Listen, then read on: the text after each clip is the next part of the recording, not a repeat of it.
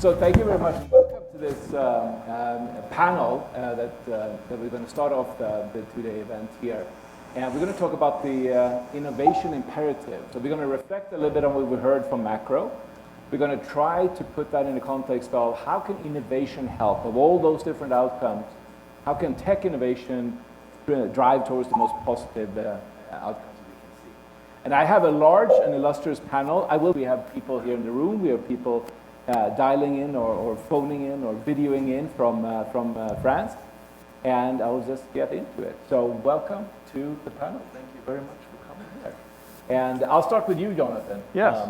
You are an author of the book. You have here Rogue Waves that everyone has on their table. You've been called by HBR as the world's chief information architect. Think about what you wrote the book about and what you heard today. What are some thoughts that go through your head? What do you agree with? What do you disagree with? Great questions. So first of all, amazing presentation by Peter today. I have some, and the reason I think it's amazing is because it opens our perspective as business leaders to the larger macro trends that are shaping our world. We spend so much time focusing on the micro issues, the small issues, that because these things have traditionally taken longer than our business cycles or investment cycles, those issues are accelerating. I completely agree with him on that. I have some real challenges to some of the data and the economic theory behind what he's talking about in China, what he's talking about in terms of inflation. But generally speaking, the big picture, we're moving out of a world of increasing harmonization, which we've been seeing since the end of World War II, to a world of increasing disruption, which we're going to be seeing for the rest of our professional careers. And our business processes have not yet caught up to that. Our business training has not yet caught up to that. And so we're making implicit assumptions in many of the decisions we make that are dangerous and will not pay off in the way that we think. So I think that's a profound service that Peter's done. And it's a counter perspective on what these issues might or might not be.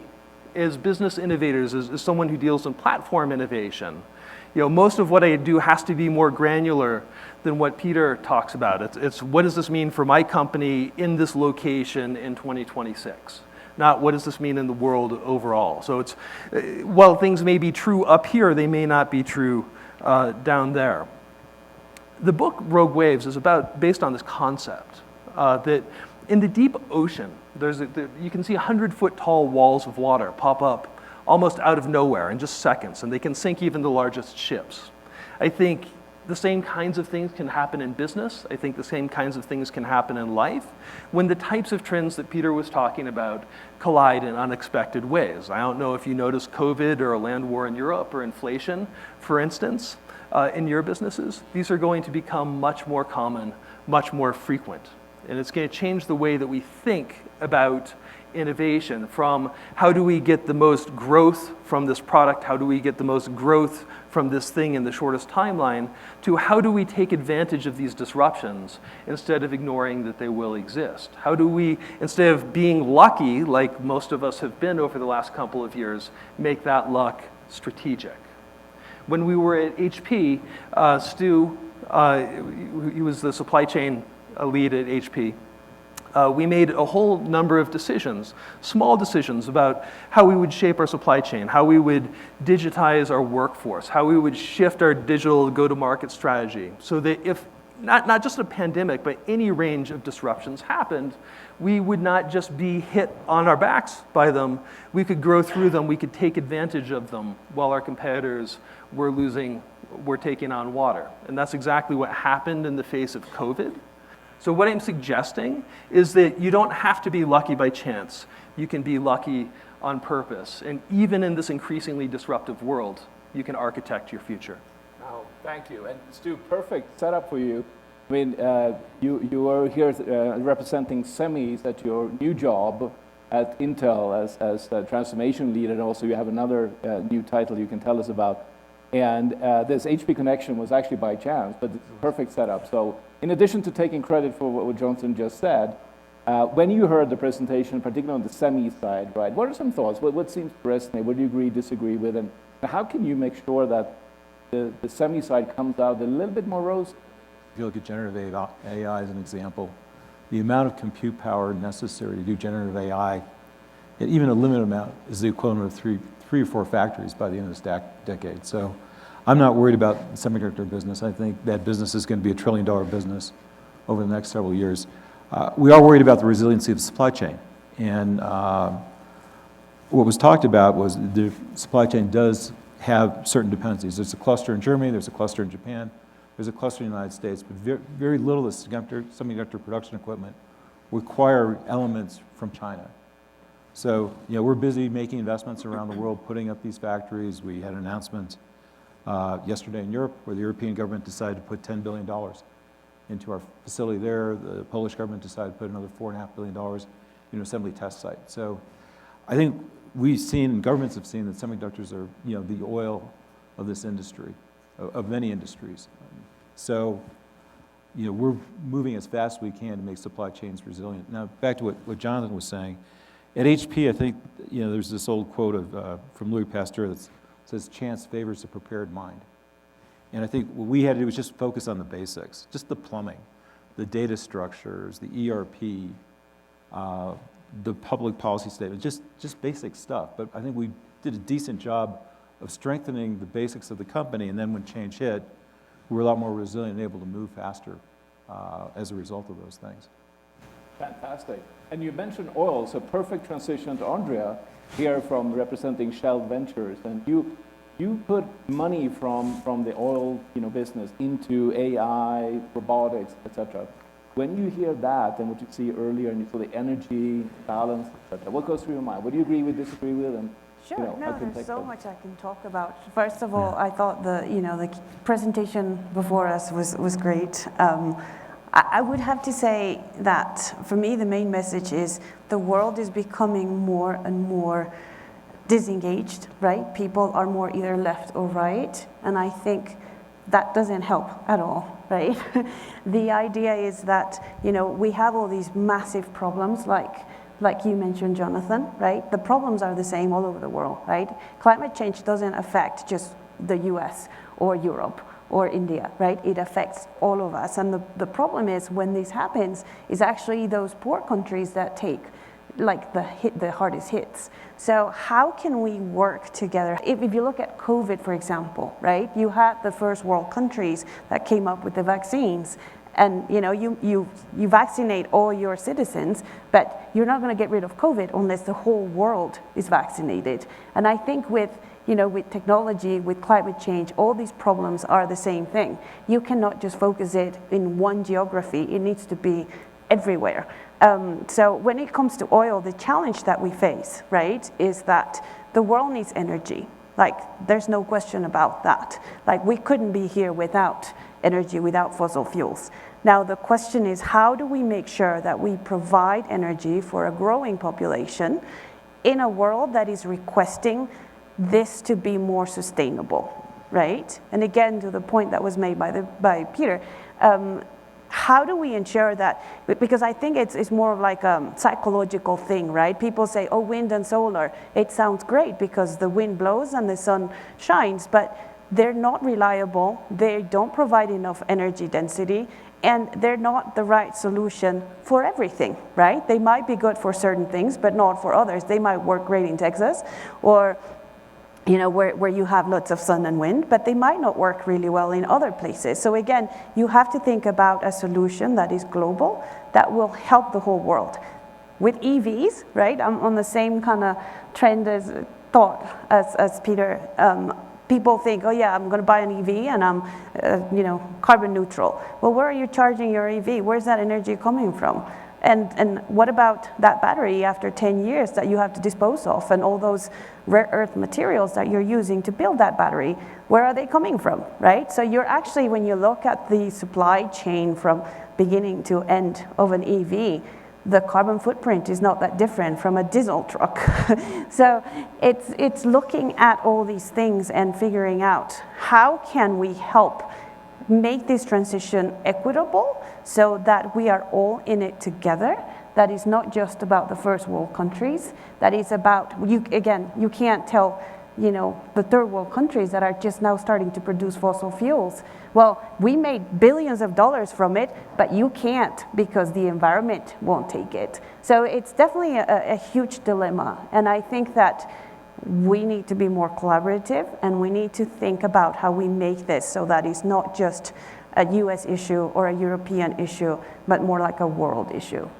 Fantastic. And I mean, obviously that requires new strategies. And luckily we have Ajit here as a strategist, and you are currently the chief strategist for the PC business for HP. You've also been at NetApp, you've been a consultant, etc. So when you think about what you've heard and come as a strategist, what goes through your mind? What do you agree, disagree with, and what can we do better? Yeah, no, thanks for having me here.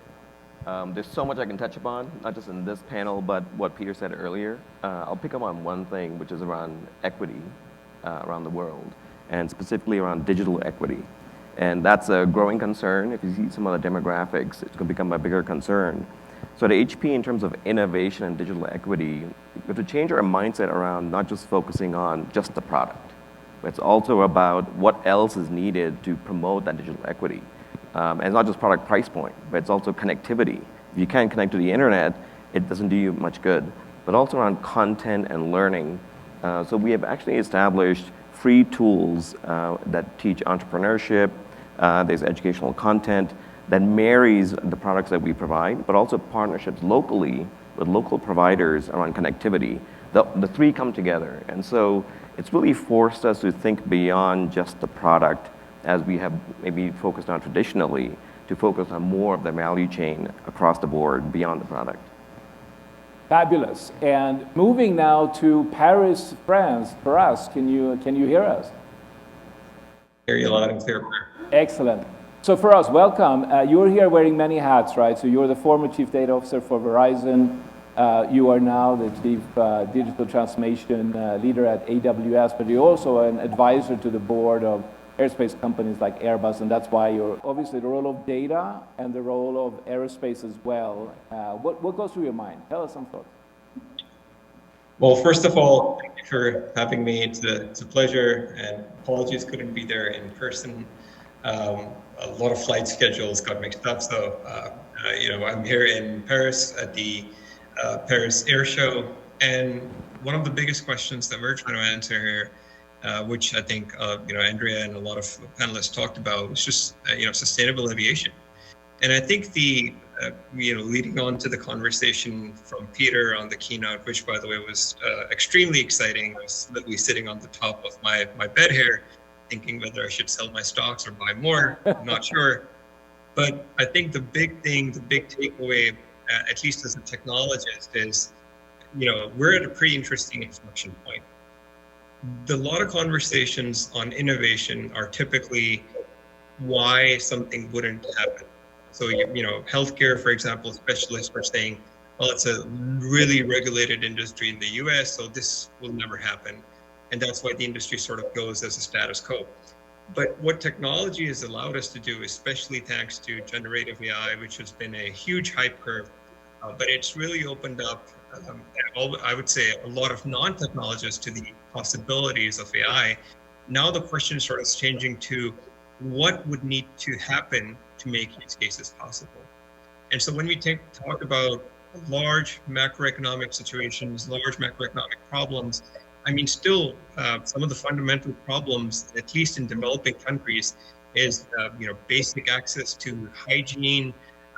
Polio still exists in certain parts of the world, and so there's so many. You talked about equity, and I think technology is going to be that, call it, enabler for many of these things. And one thing that I've sort of really appreciated in aviation, I mean, Airbus has been a company that has been doing AI and ML since 1970s, at least that's what they claim. And so, you've got a lot of stuff that's going on and as a forefront of technology. But the big thing is, you cannot look at individual components of technology. Like solar, for example, is not going to work in areas that it has a lot of cloudy days, like Paris, it's raining right now. But solar in combination with wind, in combination with microgrids, is going to work, because you have all these different things. Your solar may work, then you have battery technologies, then you have wind, then you have, microgrids, and then you have a transmission system. So I think now with innovation, the big thing is, how do you think about the amalgamation of all these different technologies, virtual reality, space aviation? What if you could do New York to Beijing in 1 hour if that SpaceX rocket takes off and you can be back, for dinner home? That would be very, very disruptive. And previously people would say, yeah, that's not going to happen because the physics don't work. And now the conversation is, well, yeah, what do we need to do to make that happen? And so that's been a lot of conversations, even in Paris, even in my role at AWS, like how do we enable technology and how do we make those use cases possible and what needs to happen? And it's not only going to be technology, it's going to be regulations. I think a lot of people, a lot of panelists mentioned that. It's going to be, legal, it's going to be finance, the sales, everything. The ecosystem really needs to evolve to make that happen. Fantastic. So great warm-up. Let's get real. Let's double down on technology and the innovation imperative. And I'll add into this personally, is I have the vantage point of being on the board of KPMG, chairing the technology committee, seeing what type of investments we're doing. Having been part of many strategy firms, I started out my career in space. My first internship was at a small company called AI Systems in Brussels in 1992. This sudden explosion has been part of my life for 30 years. So I've been waiting, and now I'm hoping that that's going to be it. But we think about technology, right? They sometimes play out, they sometimes don't. And a lot of times it has to do with human adoption. Now, some of these technologies have got a rapid boost. So I'm going to go, this is a, free for all, first in, first out. Think about the number one technology innovation that you think can make the world better, business better, anything. You have to pick one. Why did you pick it? And what do you think the impact is going to be on some of these trends that we talked about? Open floor. Who dares to go first? Stu. So I'll pick semiconductors All because right. that's sort of where I come from. So I brought with me, I use this a lot in the talks I give. This particular device that I'm holding up has 100 billion transistors on it. There's 47 different kinds of semiconductor chips on it. It forms the basis of the supercomputer going online at the Argonne National Laboratory this summer. You take 88,000 of these and you build a machine that can generate 2 billion operations a second, 2 exaflops. Now, this is about a $3,000 device, but Moore's law says over time, this becomes a $300 device, maybe a $100 device. And I think, semiconductors are going to continually fuel this kind of innovation because you can do things at a supercomputer level, like model the human mind fully, or at least the mind of a rat, not human brain, but they figure they can model the mind of a rat now with the capabilities at Argonne. Think about what happens when this becomes mainstream technology, because this is what we're working on to bring it mainstream the latter part of this decade. So when I see Peter's curves, I also think about what does Moore's law mean in context of innovation. If you have this kind of capability, compute is free, what do you do with it? And how does it change people's lives? And I think that has to be a fundamental tenet of, I think, any company in business today is what's going to happen with cost of compute and how can I use it and make sure I'm not disrupted by it. So, that's my, and admittedly I'm a little biased, and I have a bunch of factories to go fill. But. So whenever your boss gets invited to the State of the Union speech, you're kind of onto some trend that's going to matter. Yeah. Right. So who can beat that? No, I'm not going to beat it. I'm going to actually add what I think is a huge challenge that we have in many industries, and is the fact that because semiconductors are so good and because we now have an overload of data, we are surrounded by data, but we don't have really good insights, if that makes sense. So we take trillions of measurements, from sensors. Now there's drones and planes that are taking satellites, right? There's all these information. But I think what is needed and what I would love to see in the near future is an integrated solution that takes information from all these things. And this data, I can tell you from personal experience, some of the data that we get, like a sensor goes off and it takes years before you realize that the sensor has gone off, right? So, and you're making assumptions and you're making decisions on bad data. So you have tons of data, but it's not great data. So I would love to see, an integrated solution, especially when it comes to climate change, I think it's going to be needed to have some sort of carbon management tools, right? Where you can actually measure the footprint that every corporation is having, right? But it needs to be, you need to start with getting good data. Right. And with making sure that you're integrating from different sources. Fantastic. And a small plug for KPMG. We're actually now, we think we're first actually using satellite data to measure carbon emissions around any plant in the world. So we're going to be able to do that. Okay, guys, those are two good starters. Who wants to go?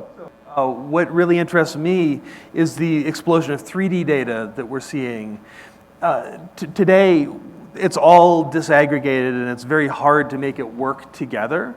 We're starting to see, with new AI tools coming online in the next couple of years, the ability to aggregate that data and bring it all together at the right level of detail so we can start to use it for simulation. And as that happens, it will transform almost everything we do in the physical world and touch many of the parts of the world that weren't touched by the internet in terms of innovation, and allow that same rate and speed of innovation to happen in these new places. But hang on. Didn't you listen to the previous speaker? There won't be any more AI chips. We're going to run out of that. How can we make that happen? Well, ask this guy. Yeah. You disagree? No, I don't think we'll run out of devices. Okay. I think that we will find a way through. We'll get supply chain resiliency. We'll make the investment in factories, advanced lithographies. The lower end technology, as Peter mentioned, can be reinvented and brought back and reshored into the United States. There are a number of companies working on that already. So while there's a lot to do, if we can move quickly, we should be able to get through it. And the thing that happened in Germany yesterday shows you how fast a government can move if they really want to. Repeat what happened in Germany. What happened in Germany, we signed an agreement with the German government where we are putting in a $33 billion factory in Magdeburg, and the German government is contributing about $10 billion to that factory. But who would have thought that possible 3 or 4 years ago? Fantastic. So I'm going to go to you, Faraz. As a former chief data officer and doing data transformation when you're not watching planes in Paris. What do you think? What do you pick? What's the number one technology that's going to help save the world here? Yeah, and obviously agree with Stuart, Andrea, and everyone. I think the big thing for me is there's a foundational layer. Like, you obviously need better computing. Things like quantum computing are extremely promising. The computing power, as Stuart mentioned, the latest gen chipsets, Moore's law, all of that is growing at such an exponential rate. Like, you need more infrastructure, you need better infrastructure, you need things to happen faster, near real time. So that foundational layer, for sure, the technology building blocks are all going to evolve. For me, the exciting thing is, what use cases will it unlock? Because you have those Lego blocks, but how do you use it and how do you adopt it? You mentioned about the adoption of technology. I think that's going to be the biggest driver. Like, 3D printing, huge hype, really hasn't taken the mind share as we expected it to. But things like predictive healthcare, for example, I think those are going to solve real problems, not just in healthcare, but also in better workforce management. Today, stress, mental health disorders is a big thing. And so if we can design healthcare systems that can actually take data, create the right programs, not for the 80% healthy population, but the 20% that don't have that right access, that don't have that support, I think these tools and these technologies can make a huge difference. Another one is NLP, so natural language processing, which obviously we as Amazon are deeply invested in through Alexa. But eventually, when you combine what's happening in Gen AI through models like Anthropic and Stability AI and many of the amazing companies that are doing stuff in it, you could actually do real-time translation with voice process, get you the right information. That could do wonders. And I'm not talking just for customer support, but essentially think about education. So essentially, with better health, better education, you can create a workforce, you can create an economy that's much more better, much well-equipped, I'd say, and much more resilient. So I think that's going to be the big thing. I think the technology Lego blocks are all evolving really, really well. I think it's going to be those big use cases that will really start the people adoption. Fabulous. So now you got to go. Yeah, so stitching together some of what everyone said, which is more data, more 3D models, more processing, right? And what we talked about earlier, which is supply chains being at risk. I really do think we can see a future where you can bridge this gap between 3D printing and AI and how that happens. So what we've seen is natural language processing, and you're describing, make me something in text, and we see that happening today. The next step is make me an image, so you see that transition happen. Next one will be video. We've seen these transitions happen before.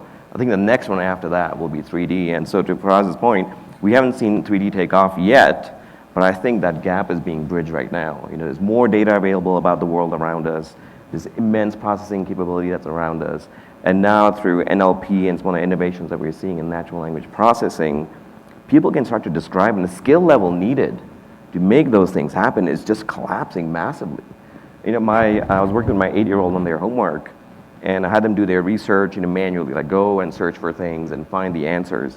And then they said, can I use ChatGPT to make my slides? My first instinct was no, because you got to do it manually yourself to learn it. But then I realized that what is the differentiating skill here? The skill that's needed is research, not making slides.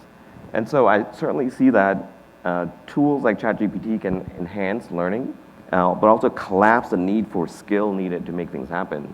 And I think the next frontier after video will be 3D. If you link back to what we heard earlier, right? So if population demographic is a challenge in many countries, right? The only two levers for productivity is then improving the productivity of the workforce that we have and improving the collaboration of the people in the workforce so you have more output. And both of those, I'm fascinated by that technology can help. Take Gen AI. If we can, then there's a different story we can start, right?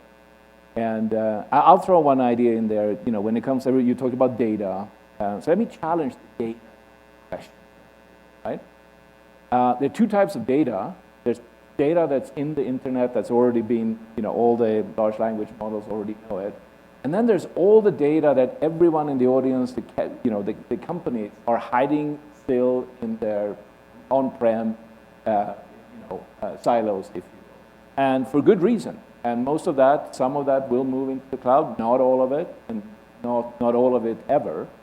So you have this world where you have really valuable data that's being kept in different parts. You have the public data, and then you have this massive compute power, et cetera. What do you think about that? Is it really true that we have more data than we need to? And how do we unleash that captured data and make it all come into one? And anyone, open floor. I know this is your day job for us as well, so please jump in if you want. Yeah. Go ahead. Happy to start, and please jump in. I think, Peter, you're spot on, and the word that comes to mind, I'm a electrical engineer by education. The word for me is signal to noise. More data doesn't necessarily mean more or better insights. Mm-hmm. So the thing is, as the number of devices, the number of, call it, devices that can create content and more data increase, you need better models, you need better sort of design, architecture, and planning to do that. You also need the right tools. One of the things I would say has been a big driver for AWS's success has been right tool for the right use. We have 30 plus instances, an instance type for just compute, because we understand if you're doing weather pattern recognition or autonomous driving, it's going to take very different types of use cases. And so even for data, I think the future is going to be, what is the use case? How will you design your architecture and the tools to detect that? That is going to be a big piece. Another element would be, I like product management as a field. I think that's a huge differentiator. The use cases are really critical especially in a really data-rich world.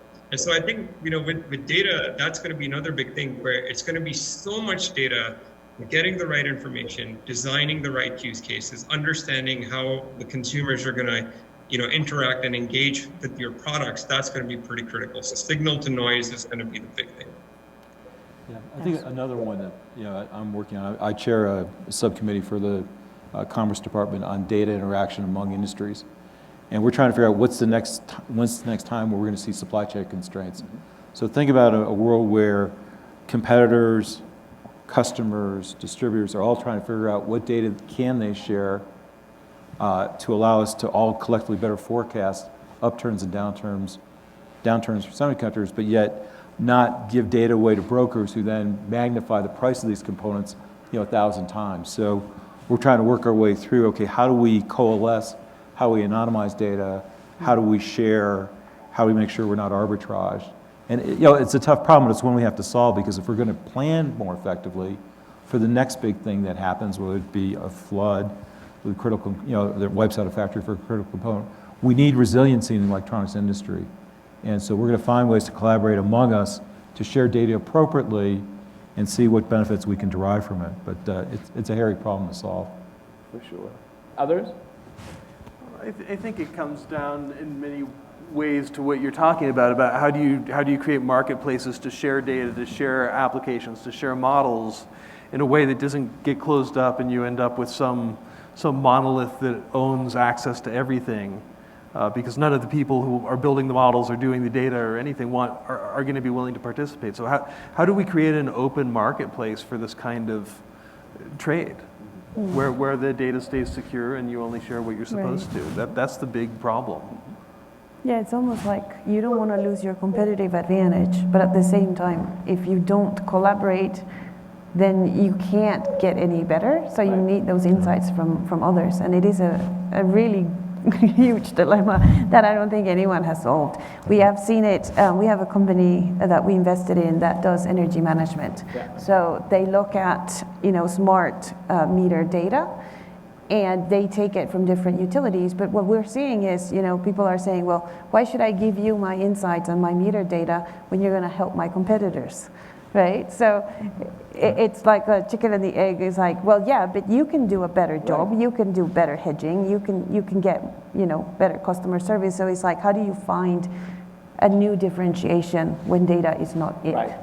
So I'm going to pick on that. This is uncharted question territory for the panel then, but it sounds like people are still going to be really important in this data-rich, silicon-driven, macro tech world, right? Because if the people don't adopt the tools, the technology, and the data. And I'm thinking back to the first project we ever did in the strategy team back at KPMG with AI. And we built this fantastic model, rolled it out, it predicted which customers are going to churn for a SaaS company.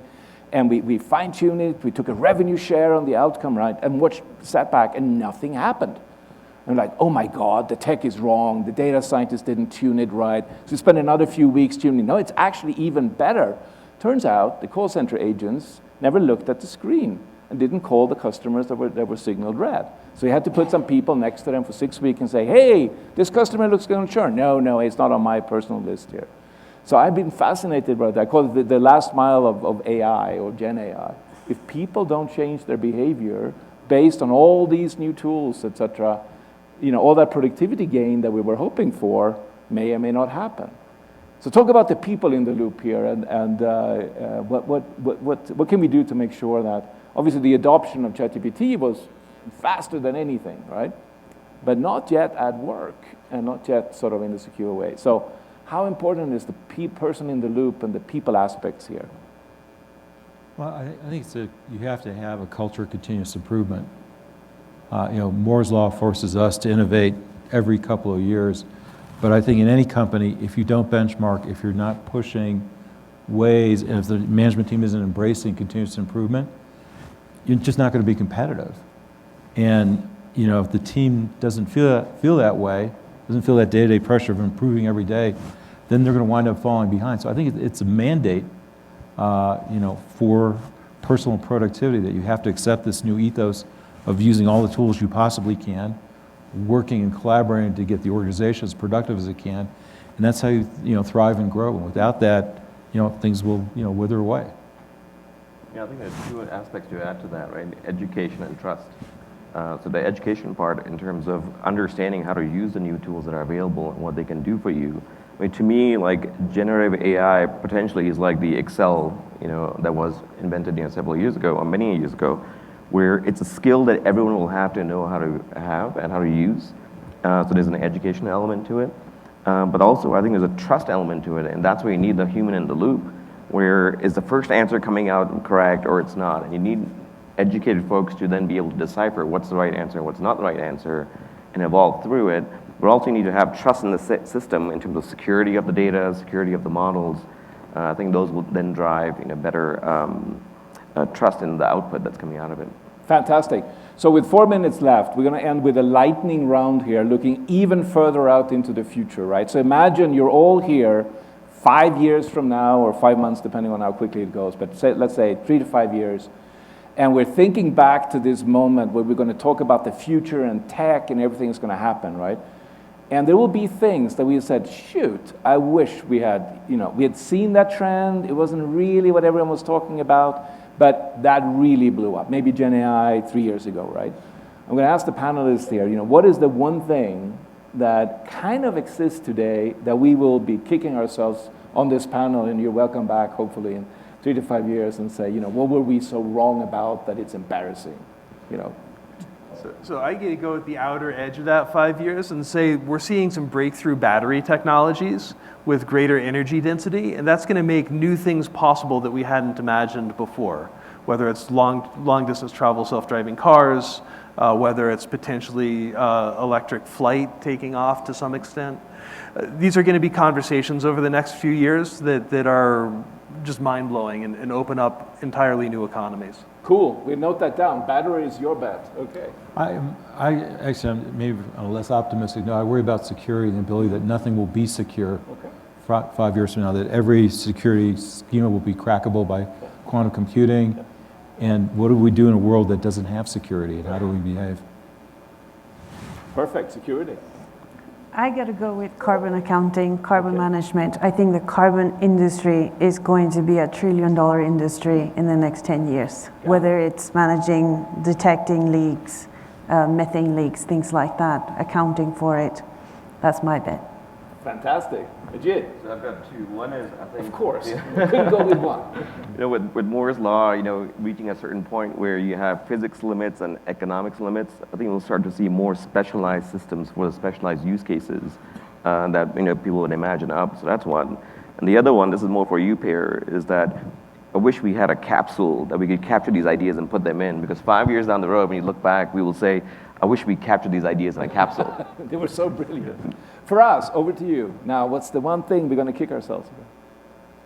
It's kind of interesting because I think all the panelists have sort of already given the answers that I was going to give as part of that, which is fun of going last. But, I think one thing that I definitely think is going to be super exciting is a combination of, quantum and AI. So Gen AI, quantum computing, I think that'll enable new types of material research and material development that will go and impact so many different industries, like space, like travel, commercial airlines, like even your vehicles and the safety in those vehicles.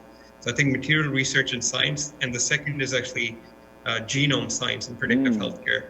Because again, it's not just about managing healthcare, but it's also managing a better workforce. Imagine the people, which are now much more important compared to your previous question. The people aspect is going to be way more important in this world of Gen AI, the garbage in, garbage out. So you're going to amplify the issues as well if you're amplifying the opportunity. And so wouldn't you want your workforce to have lesser sick days, manage them better so they're at peace, they can do their best work? I think those things would definitely be top of my list to look out for. So I'm going to end with my own prediction here, and this is something you all have in this audience, and you're not thinking enough about how little we know about it, and it's the human brain. The human brain is driving the AI evolution. The human brain is sometimes preventing us from being rational at work and collaborating. And the human brain have come up with all these innovations, and yet we know so little about it. So I predict that we're going to sit here and say, wow, we didn't know that was actually how our own real AI worked. And now on the second, we're out of time, and I thank so much for all the panelists for being here, sharing your thoughts, for us for dialing in, and the audience. Good job, good job.